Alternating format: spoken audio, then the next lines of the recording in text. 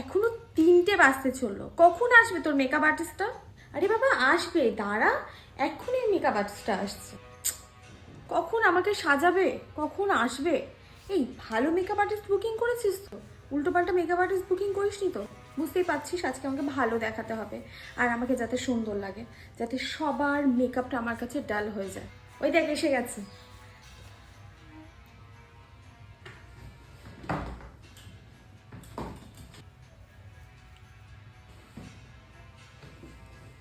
বসো বসো, এখানে বসো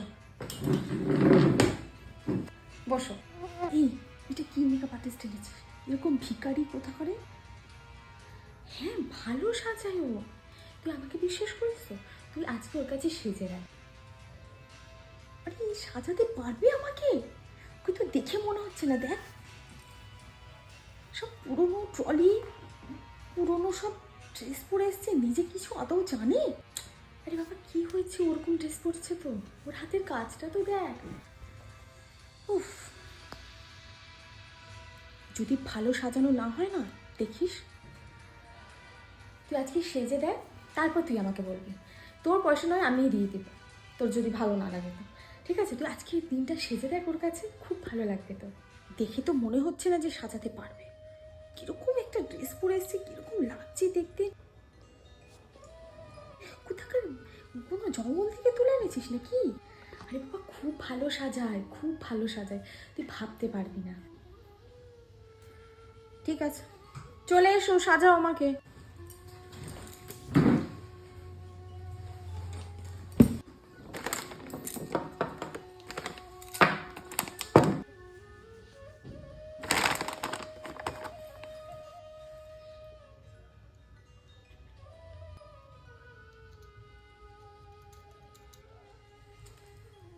নিন ম্যাডাম, আপনি এবার রেডি হয়ে গেছেন, এবার নিজেকে আয়নায় দেখুন।